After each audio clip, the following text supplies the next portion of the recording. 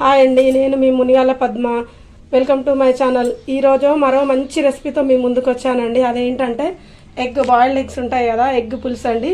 నేను ఇవి ఆల్రెడీ ఉడికించి పెట్టుకున్నాను, ఉడికించి పొట్టు తీసి పెట్టాను. సో ఎగ్ పులుసు దానికి కావలసిన పదార్థాలు ఏంటో చూసేద్దాం రండి. ఒక పెద్ద నిమ్మకాయ సైజ్ అంతా చింతపండు నానబెట్టి రసం తీసేసుకున్నా. తర్వాత ఒక 3 టమాటోస్ కట్ చేసి పెట్టాను. ఆనియన్ ఒక 3-4 ఆనియన్స్ చిన్న సైజువే కట్ చేసి పెట్టుకున్నాను. కొంచెం కొత్తిమీర, 4-5 పచ్చిమిర్చి చీలికలు, 1/2 కప్పు కరివేపాకు, కొత్తిమీర అండి. ఇంకా మిగతావి తాలింపు పెట్టేటప్పుడు చూసుకుందాము. ఓకే అండి, స్టవ్ వెలిగించి ప్యాన్ పెట్టేసుకున్నా. మిగతా ప్రాసెస్ చూసేద్దాం రండి. ఓకే అండి, మనం ప్యాన్ పెట్టి ఆయిల్ వేసేసుకున్నాము. సో కొంచెం ఇందులో చెక్క, లవంగాలు, ఈ కొద్దిగా సాజీరా కొంచెం వేస్తున్నా. ఇది తాలింపులో కొంచెం వేసేస్తున్నాము. తర్వాత ఇక కొన్ని మెంతులు 2-3, 1 టీ స్పూన్ జీలకర్ర, 1/2 టీ స్పూన్ ఆవాలు,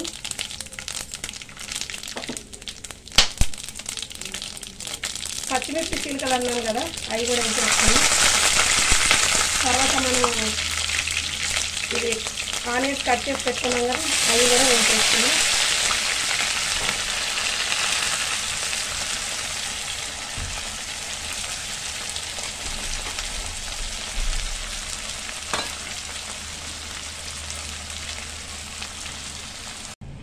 ఓకే అండి, ఇది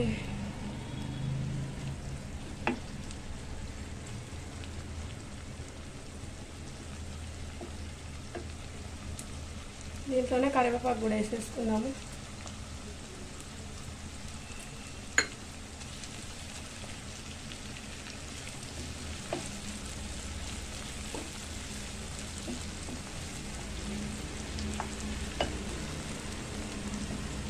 కొంచెం లైట్ బ్రౌన్ వచ్చేంత వరకు ఇట్లా వేపుకోవాలి కొద్దిగా.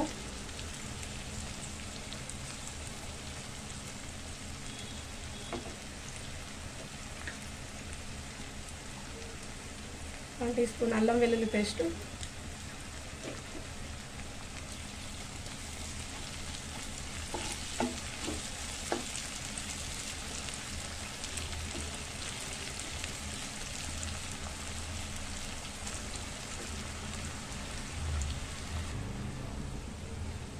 పసుపు వేసిన, సారీ మర్చి. ఓకే, ఇందులోనే టమాటాస్ కూడా వేసేసుకుందాము. కొంచెం సేపు మగ్గనిద్దాం. కొంచెం లైట్గా సాల్ట్ వేసుకున్నా ఇందులో.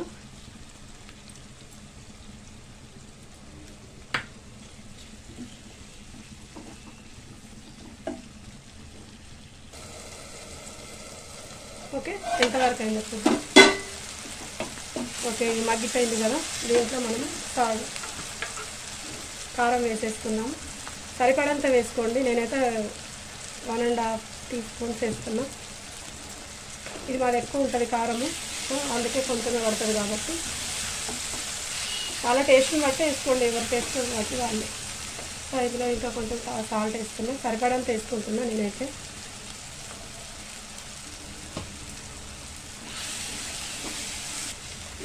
చింతపండు రసం తీసుకున్నాం కదా, నిమ్మకాయ సైజ్ అంతా, అని ఆ చింతపండు రసం వేసేస్తున్నా. రసం తీసి పెట్టుకున్నాను నేను.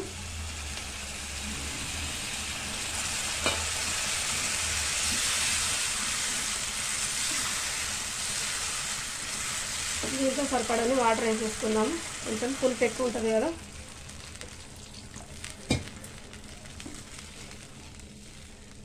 పులుపుని చూసి వేసుకోండి వాటర్. బాగా పుల్లగా అయిందనుకోండి ఇంకొంచెం వాటర్ వేసుకున్నా నష్టం ఏం లేదు. కొంచెం మరగనిద్దాం. కొంచెం మరిగిన తర్వాత ఎగ్స్ వేసేసుకుందాం. ఓకే అండి, చూద్దాం. దగ్గరకు వచ్చేసింది. ఎగ్స్ వేసేసుకుందాం మనం.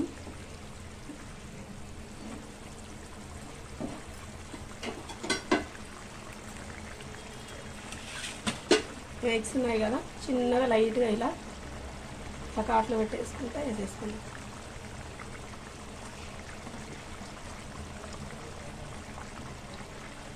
ఇట్లా 4 సైడ్స్ కాట్లో పెట్టేసుకుంటే వేసేద్దాం.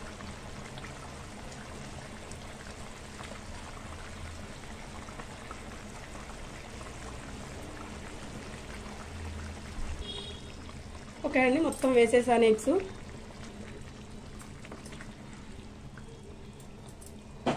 దీంట్లో కొంచెం ఇది ఎంటీఆర్ సాంబార్ మసాలా అండి, ఈ పౌడర్ కొంచెం వేసేసుకుందాం. తర్వాత కొత్తిమీర ఉంది కదా, ఫైనలీ కొంచెం కొత్తిమీర కూడా లాస్ట్లో వేసేద్దాం.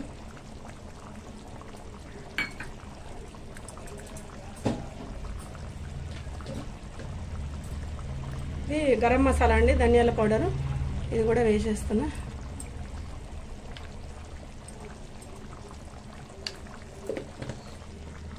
ఓకే, మరి ఒక్క 2 మినిట్స్ అట్లా ఉంచేసి మనం ఇక సర్వింగ్ బౌల్లోకి తీసేసుకుందాం. అయిపోయినట్టే. ఒక 2 మినిట్స్ జస్ట్.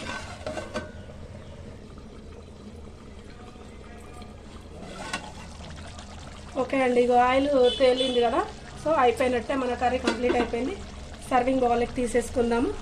ఓకేనా? ఓకే అండి, మన ఎగ్ కర్రీ అయితే రెడీ అయిపోయింది. చూసారు కదండి ఎంత బాగుందో. మనం ఈజీగా తయారు చేసుకునే ఎగ్ పులుసు రెడీ అయితే అయిపోయింది. ఎంత కలర్ఫుల్గా ఉందో చూడండి, చాలా బాగుంది కదా, చూస్తుంటేనే నోరు ఊరిపోతుంది కదా. అయితే మీరు కూడా తయారు చేయండి ఈ నేను చేసినట్టుగా. మీకు కూడా నచ్చితే అలాగే తయారు చేసి ఎలా కుదిరిందో ఈ రెసిపీ నాకు కామెంట్లో పెట్టండి. ఓకే అండి, మరో మంచి రెసిపీతో మీ ముందుంటా. నేను మీ మునిగాల పద్మ.